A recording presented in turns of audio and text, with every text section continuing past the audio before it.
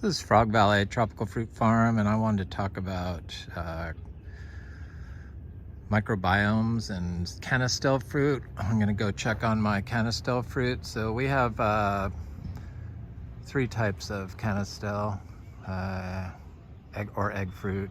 Raw Sapote is the majority of our trees. We have about, I don't know, 20 Canistel trees. But I've been planting the seeds, so we probably have more than that. We've had raw sapote fruiting for the last 2 years, and we have it fruiting again this year. One of our fruiting trees did sustain freeze damage at our 31 degrees, so that was kind of disappointing, but it's come back with a vengeance, so it's probably a good thing. Seem to have done something for it to make it grow better.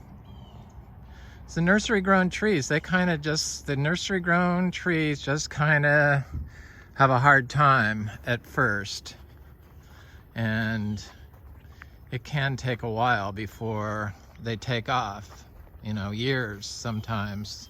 All the trees, I've noticed that, of the nursery grown trees. Sometimes you get a tree that just does not grow. It could be the location you planted it in. It could be the tree that just doesn't have the microbiology capability, the quorum sensing capabilities, ability to take cues from the environment, whether it be gas, water, light, temperature. Those are cues that the tree gets, or that's the abiotic stressors from the environment, that when the tree gets that, and it has a healthy microbiome, and the soil microbiome is healthy, that it can get triggered to slow down its nutrients, or change its scent it's giving off to repel pests. If it gets a disease, it can trigger a natural immune response. So it's just the microbiome of the plant is like our microbiome, the immune response. So our health is exactly like the health of our food that we've been growing and our animals that we've been growing. Dogs do have really high cancer rates. So I only feed our dogs organic homegrown food because they seem very healthy. And the same goes for you, and the same goes for the soil.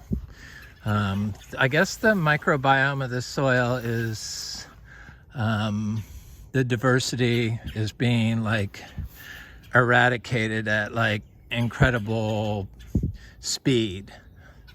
Thank you, Florida Citrus. I can inoculate your grove with soil from this property when you're ready, because they've proven this now. The old farming pollution methods do not work, and they cause disease and just make a few people rich. And they marketed this to the masses, and that's why nobody experiments with growing. Otherwise, if they were growing, they would already understand all these different processes to grow plants, because it comes naturally to everyone. So this is our little seed-grown raw sapote, and it's, we don't water this seed-grown tree. Seems healthy. I caught myself walking through there, but I have those giant mulches and stuff growing through here because I just direct sowed them into the ground. Trees do good growing in this stuff. I mean, it smells good. I can smell how healthy it smells. If it smells healthy, guaranteed it's going to be healthy for your plant. That stuff's all connected. All these different processes, like the soil food web, go on in the cell of the plant. I mean, their whole circular functions that are happening through light, because of light, photovoltaic or photosynthesis, photovoltaic. And so when people say that the moon doesn't have any effect on a plant, that's probably because your plants are like not communicating with nature, so they're not affected. They just are in partying like it's 1999 because of the synthetic fertilizers you're feeding them. That's how they get disease. They're like little drug addicts. While you're at it, you're killing the microbiome of the soil and the plant. And that's what they've done in Florida, and that's why their trees only live 15 years on average.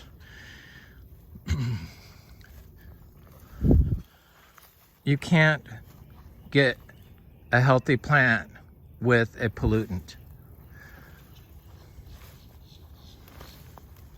I mean, we know this. It's the gas. Everything's connected. It's the gas that's causing the global warming. It's the gas that's being emitted from the soil that's not healthy. It's the gas emitted from the tree that's not healthy. And it's the mix of all those gases in the atmosphere that's causing the global warming.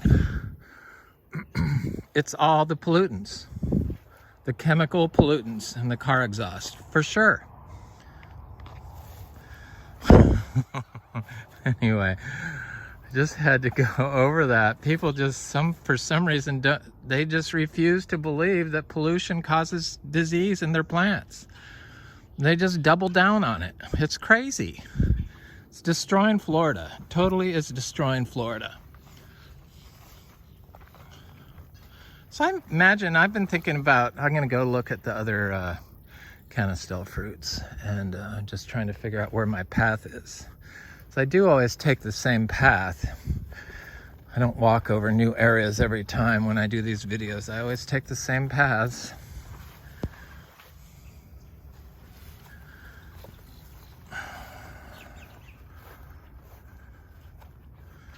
Yeah, all the biomes are connected. That's what it is. And in order for the enzymes to work with the gases, because those are cofactors in enzymes doing their work. If that gas is polluted or isn't there, then you're not going to get the beneficial aspects from the enzyme. You're going to get some janky enzymes. Very bizarre. How complicated everything it really is.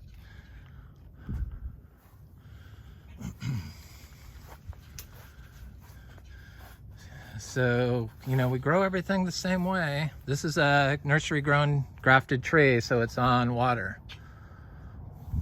I know, probably don't need it, but water helps.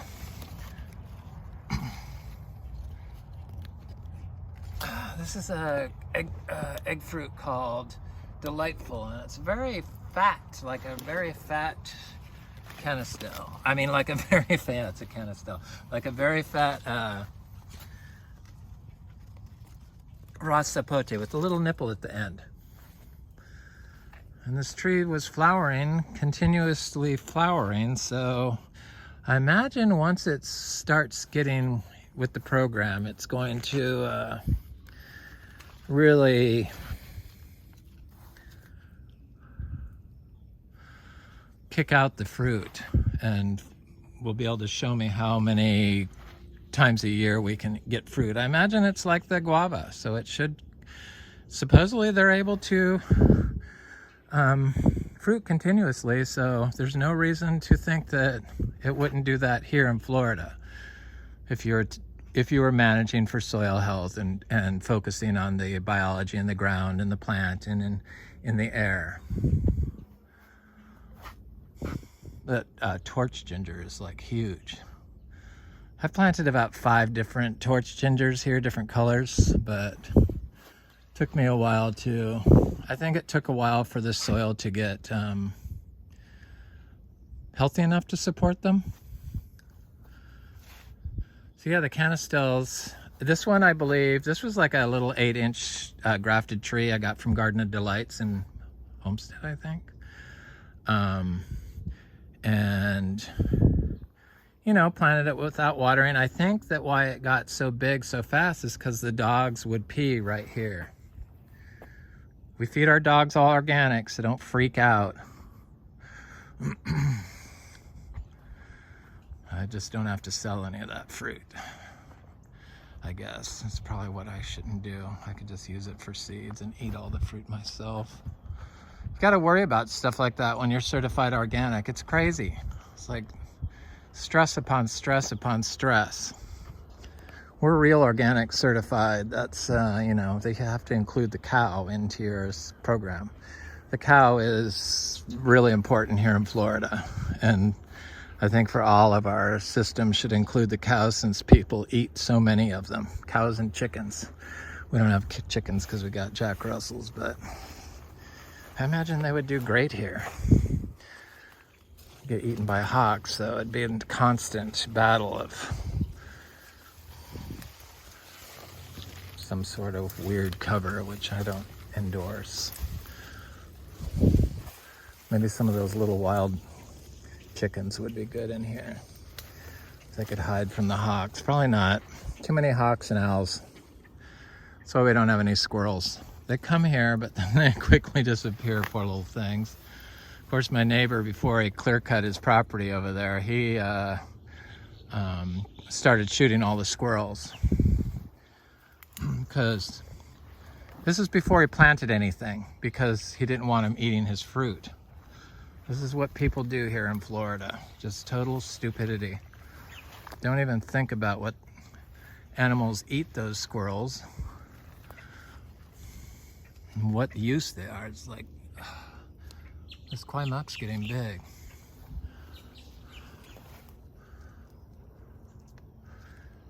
This is the first year this grafted kwai muck tree has held fruit. It's fruited for the previous 2 years.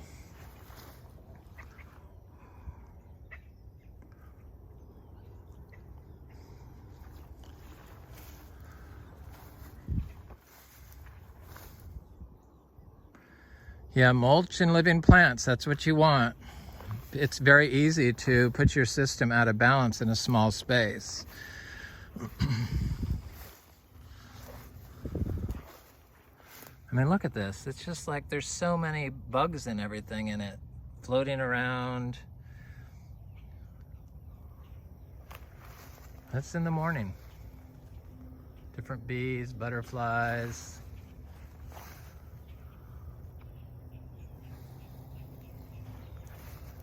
Spiders.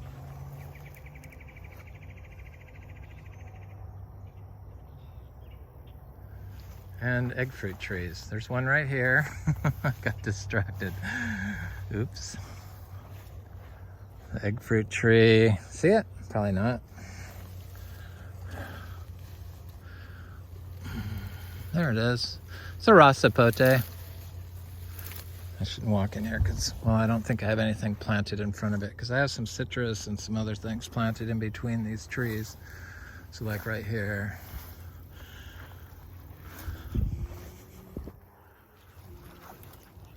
Believe it or not, this is my path. I take the same one every day. I don't do it when this area doesn't get soggy, but if it's been raining a lot, because the neighbors have a pond, so there is traveling back and forth between ponds, I don't like to walk in here if it's extra wet, just for obvious reasons. This raw sapote, all these trees are grafted except for that one was seed grown. So all these grafted trees are on our artesian drip. They seemed like they needed to have water when this was like really nasty mowed lawn. When I see people because there's, you know, people say they're organic. I know that TT used to do that until I pointed it out. Probably not smart. And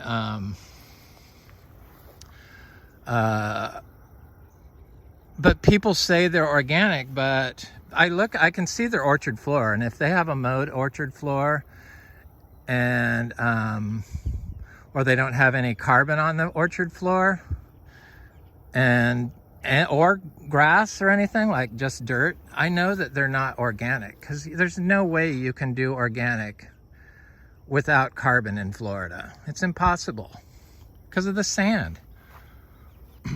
Unless you're hauling in like truckloads of, I don't know, look at that spider.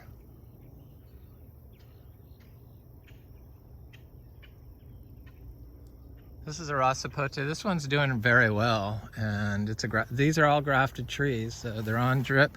We turn the water on like January 1st, and we alternate between other grafted trees, so it gets like water for a night, and then it gets like 4 nights off, and then it gets water again for like 5 months. But it's all our artesian drip, so it comes right out of the aquifer. It's not necessary because none of these trees were watered when I planted them for the first year. They never got any water, so I know it's possible for them to survive without water. So I forgot to mention this sugar. This is one of our seed-grown sugar apples that has fruited, and it's got little frogs on it. Hello, little frogs. Sorry to bother you.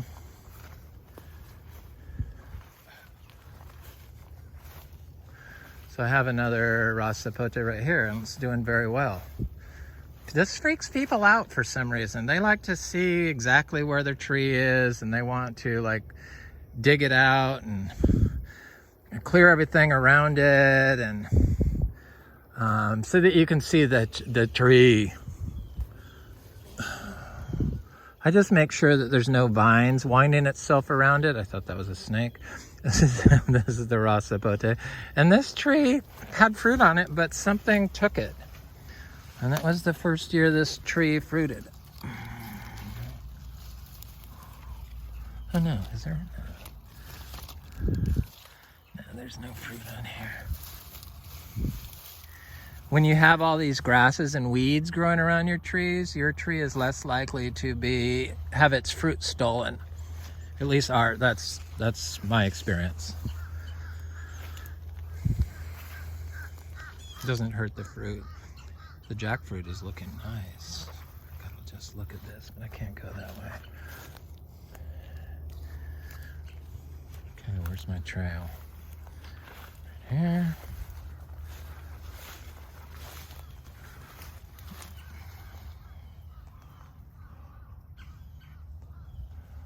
I love jackfruit.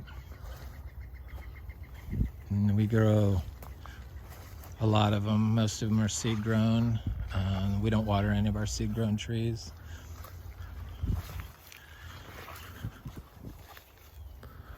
I'm not even gonna look at this ice cream bean because I'm so sick of looking for fruit on it that it's just gonna have to hit me in the head when it falls off before I stare at it for another 50 hours. Ain't happening. Well, there's a raw Sapote around here. I miss so much stuff. I have so much stuff growing in here. But where is it? That's the problem. It's there. I start looking for it and then I step on other stuff, so can't really do that. That's the beauty of this system. You kind of are forced to stay off of it. Okay, I know there's one in here. Where are you? Raw Sapote. It's got to be right around here where everything looks really good.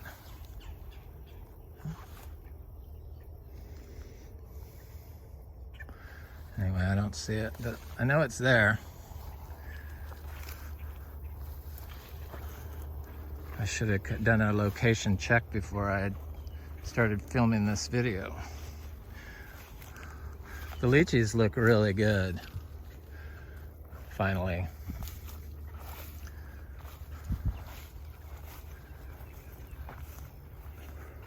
People have, pest issues. They worry about pests, but it's because of how you're managing your system, your orchard floor, what you're feeding your plant. That's why you have pests, and it's why you have disease.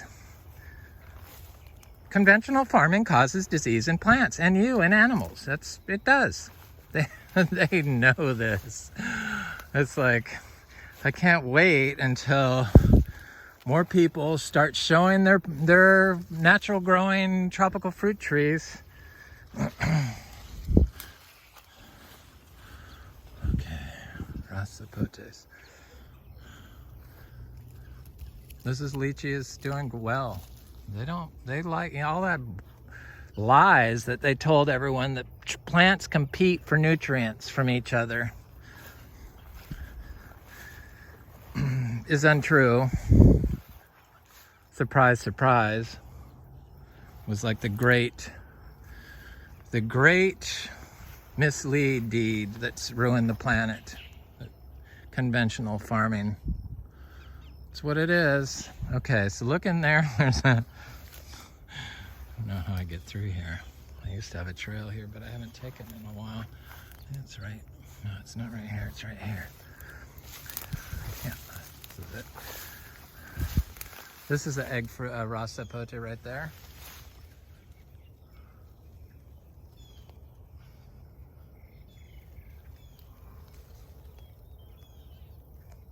People like to get rid of all this stuff, and that's what you need to grow your plants. All these weeds. They hate this torpedo grass, but the torpedo grass stays in check. You have to let nature balance your biology. It does not happen overnight. Nature does it at her own speed, but you can help her by adding plants. The more plants you can plant in it, probably the better. In fact, for sure, different types. And leave the weeds. This banana doesn't seem to like being in here though. Okay, I have another raw sapote over here, I think. Yes, right here. Raw sapote.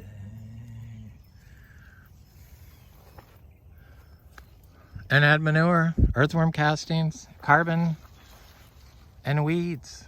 Everything together works, and then just stay off of it. That's the big thing. If you can stay off of it, then your system will be function correctly. Don't even have to look at the industrial model. You just have to look and see that they mow their orchard floor with machinery, and they clear the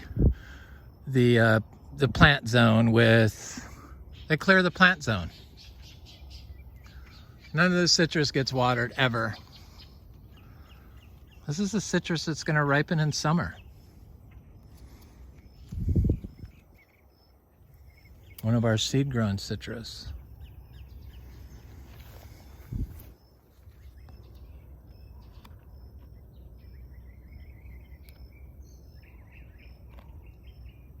It's our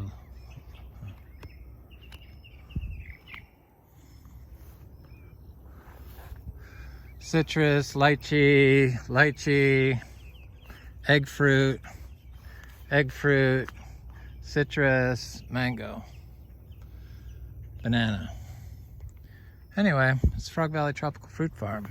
That's our Canistel fruit. Hope you have a good day.